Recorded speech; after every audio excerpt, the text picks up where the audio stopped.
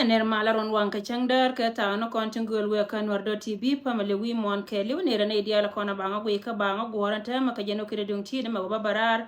ko go re jete ka lar to ban nong ye ka kwi ka tin diala kona re wi dan ka sa sudan ke ne ma kano re lar kon go re je go yene diala kona ti nyoro go ma jo yandi ala wallo hanga ko biya ka ciya ka ne kon ko bi ka te ka leng ka kwi ka tin diala ko re daran ka jino ba sudan ka te nan te ka je ka tana na te ka ko re kur ka ne mashakil diala kon to re daran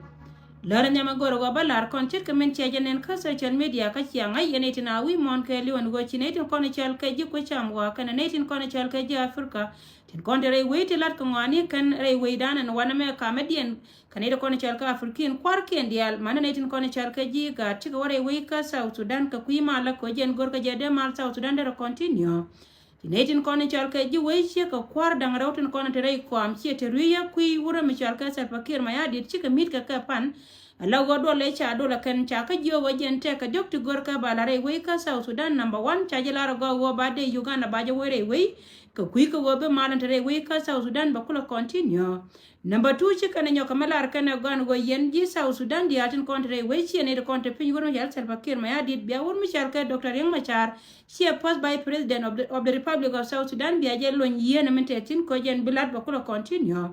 min dong dia ne cha nyoka melar ka kan yen pan kun mu we woto no go je ne bia je lo ngoda ka miri da medan ja no go de titi cha ka lat ne tin ko ne char ka ji ku ma ci jaw cha ben ka ne ko ne char ka go mod en go cha je lar go ci ne tin ko ne char ka te pin wur mi cha Salva Kiir ma yadit roye da ne cha lar na kan cha lar ka no go chicken wur mi char ka Dr. Yang Machar chicken yen ko jen ponde isha kor cha ter ka na sere ko le yen je mu lo no go jen cha ben jo Yang Machar na re we ka South Sudan ajana ne yan kan je kan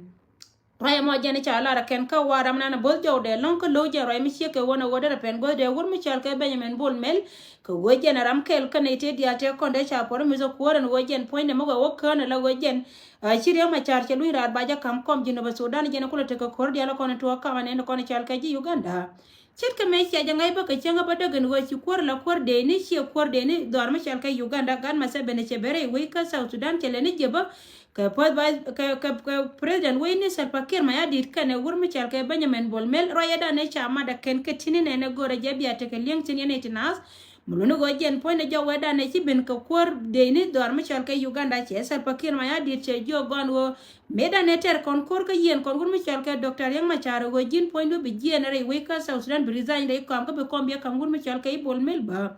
Raya mo me cha jela da ken ci Salva Kiir ma ya dit te ka jo go wo to puj ngan cha de la de mi chi kon do jinu bi ndial tin kono ko le cho de ju we ken pan ken lo ka go de bol mel re ben chi ka ngan bu me te de ba bol mel ba jela ko ra di din ta me cha ne je gon go de te na mal tin we ko te ka tum wan to wo je kan ne kono char ka ju ko cham wa ka kwi de chi ngai ban ta me wo gan point da ngaram ken me de te ka dol wal ka men pen go gan ba wara dol wal ka ne chi ka kan titi ci gara dangra bol mel kan ko de ni Uganda ne gan ma se ben ci kan mo Salva Kiir ma ya di nyam di ne go kon ba ka continue ko kor mo wa kan ala go ci kom ci kam gur mi chal ka bol mel ko wur mi chal ka gan ma se ben ni men we ka jaka Salva Kiir ma ya di de go kan men tar kan ko kan bol mel go ci bol mel ci por mi sen go ba ja kam kom jino ba Sudan mo wa ja kam kom jino ba Sudan de do chal ka je ka ji men ko la ta ka dab de ko la kam ne ko ni chal ka ji Uganda Chirai mo cha tuwa ka wur mi chal ke bol mel ka ne wur mi chal ke Salva Kiir ma ya dit ke Benjamin ka gar ma seveni la wajen cha paltina de ko yeda ne cha lar ke Salva Kiir ma ya dit cha jalar ne tin ko ne chal ka ji jan geng ni tele me chi Salva Kiir ma ya dit ngo en wajen point de balot ka ne tin ko ko le chola bol mel che de kam kwar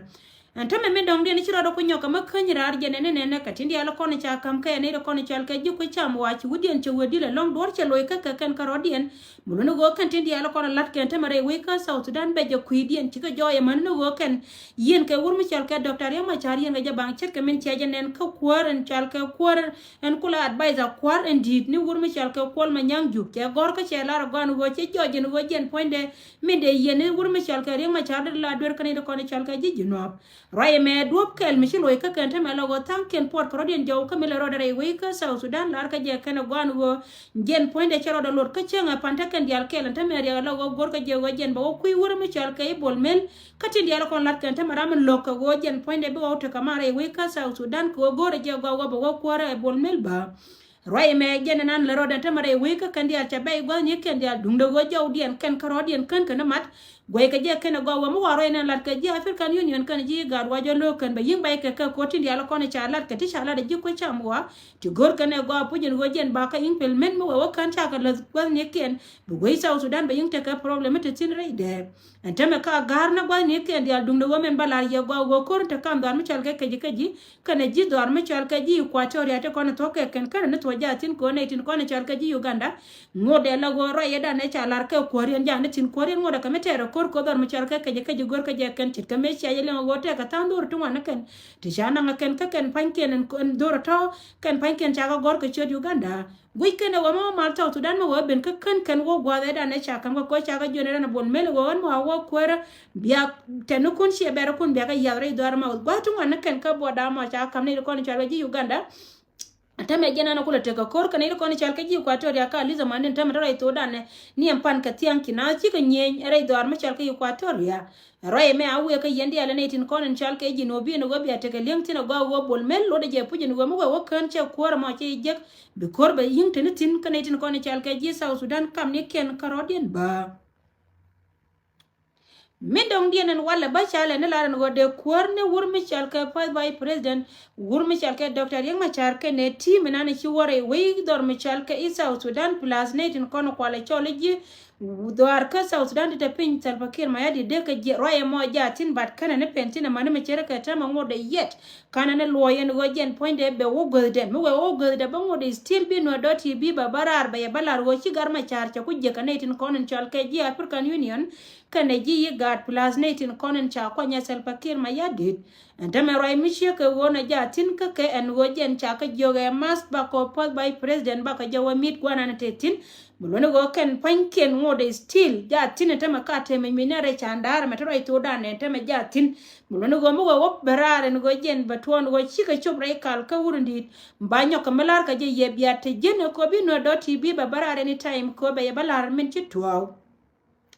Reido armi chalka Inyirol County ka Jonglei State chinetin konen chalka youth moraleni chika jiantin panchana wana dormi chalka panyang luel chagat kana man chaka nakel kunetin konen chalka ji jane ging no kwajele diwa kana go wo kana titi chika dene de jieno greta pibur ko wo teke piu diaw ka je wo kana de konen de jien Reido arka melakal tila deni tin kono kula gad moraleni tete Reido arka melakal ba Ngoda kana de kono chalka ji wei ka panyang luel ka gui ka roi mi cheke wono chine roi ka gwandung tide dan ka chaja lara gwan go jen point ngode still kana na ngai gon do manande ni trode ka bentin me kana de kono kwale choli ji greta pebur ko kan chika la dol ka piu jen point ngoda kana na ngai mitine jen tine go dor me chalka Nyirol County dor me chalka rai loka Mechi kwarni Dr. Yagai ela kwar dor me chalka Jonglei mecha wa medan aram kel makan chop ka Nyirol County ka tega tankien tilar ka je gwan wo kan pankien chiga mat ka mecha la Yagai de dio go pujin go de netin ko ne chalka morleni la te ka ter ka ne de kono kwale choli low de ka yin jaga kuma Salva Kiir mayadi ko kan bi go nyin ka ne de kono kwale choli Nyirol Chikene lena larba wacha capital city dorian chi netin kono kwale chol dorian en kuk nekin kula tin cha wire we ka quick wajen gor ka jebi kwar na ne chalo kwari nan ko ka ne di chal ka cha bar mu chal ka Nyirol County ba kul bi ko la wallat la wo kan panken wachi go dor mu chal ka ipa din ka che jen gwa nan de netin kono kwale chol ji dor de ka latin neme diaw ka jaga chab ko ne chal ka chab dor mu chal ka Nyirol County en wolar ka ne go wo min na ne today je ya ka Salva Kiir mayadi kana ne ka ko kan charo de chaje loken ya jaw kel ka titi but kana no confirm she ka kono dot bi mo de still tene gurde kana ne ngai go gwana ne yin to tina mana chab Nyirolo ka jen point de lar ka jetene de kono chal ka jigireta pibor kana law taka kamal ma wo chab Nyirol na dor ma chal ka ipanyang le alo mo da ka mu gurne ye bako barar ba mo ne ko ra wo je go la kine jen jongo cha report ane de kono kwale choli ji duar cha laro wo chana cha ka tasire long na ka gad amana ne tidit jaw me jaw kel ka tindi ala konar karo dia re duar ana tema re lo ka dor ma chal ka Jonglei State en go chi youth moraleni chi ga wo ka chana cha ka kapkor eken Midong dien tel loy me we ka families diana kone chi chwan kel ka ne kontin kone chojri dar ka kuma refugee kam yu ana te ka kuma ngode chane lat ka kuine ne tin kono kwala choli chap do tin de lo ka kon ngode ela wote ka ne kon ti chalan mo gwa cha ela de ken lar yende ata lo chan ke chir kun cha ka bi chol ling gi do lo ka kama ngare po du ne de kon chia pa melis kun chia ka lo ata lo mi wana ka won nyam ko bana ne kon bana ka ying lo ngai kon dia le gon go jen point de metere gwa mo tel la do de dien mi chang bana je ko pelba ela go cha na biaro ne ni chang ka mi chia ka na me ngai kon je wone kon te kare de ntama chete ke pa melisti chi gen gwa ni ken ya latit ken cha ka mar ka cha ne ken cha mo kon wana ka me wana nyam ka mi chi ka wona me cha na be longa lana kel la nuari la ne la pa melis wala wo kon ne kon ka communities ne kon wana tu ne de le kon ka bana ne kon bana ka gulba chi jaw chele ne ben ka kan cha be kon te to mi ka ne kon ya la kon de pinchi ne especially ne tin kon te re do ri kon na wandial were dar mi chal ka e direta la dori state dar mi chal ka ne jilat jor amana netin kono kwale chole ji unity state netin chalka ilo nwer ji ben ji panga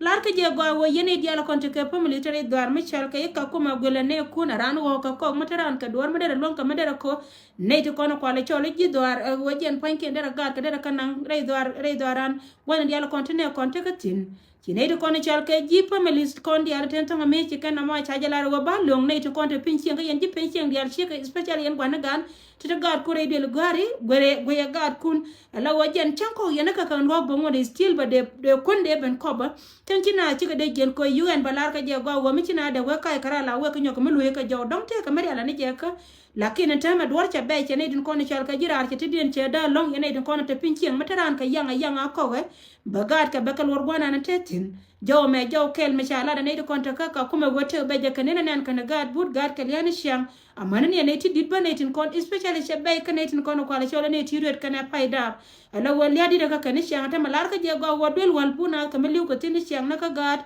ngani amana ne tin kono kwala chola do ne nyetin kono tare da ba chene da kono la red ba situation me chiget was a long ray daran ka kuma refugee camp gore je go bana teke liengtin ka bana titi bana ka gora go ko jen panken bana teke lieng katin yal ko lat karodien ko bana luok bana je top kan ne kon rain dom de na banyo ka melara kon chiang ka kuidom ni en wajen chet ke me che lieng na ka won mande cha lara wur mi chal ke bol mel ba matar ba jaga ka cha ko lar yaba ka koni da dang rewte kon che ka joga chi wo me cha barar la wajen cha lar yene dana wo chi bol mel lara gon wajen ba do ba jaga antama tara ito dana dop te go ba yendi ala lara lar yene tin konti la jelen wo me jel yen la jala kariya tin kono nga yen ka gon wo kan panken jikken ka ne tin kon la ji business ti cha de me no wo de to ka ke te ka tan tor bel la ka ko chonga kuma ka tan tor bel cha ka chonga kuma yene tin kon chal ke ne tin la jel ka dop Uganda be ka dop torit biya wujun biya te chunga ko kujal dop en wo jen biya ja nga ya biya la kairar ko jen chianga go dop che go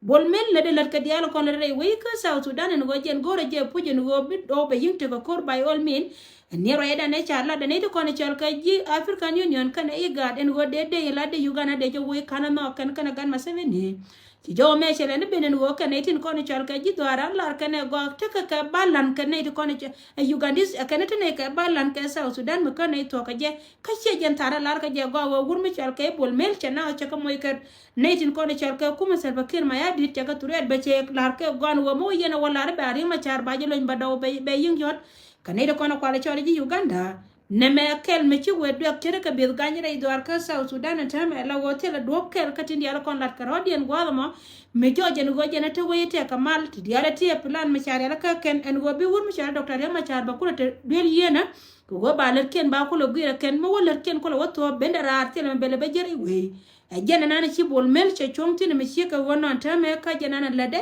ya lara wache yutu ngana ken che ka ngere idwaren ka ken che ka des ka juba titi ka kana kona banong yen wale dema yendi ala ne dial kono yena gurgwa mbaro do ku garara tema piska yendi al luango ko biaga chia ka bana je ka ta no kontigo to we ka bento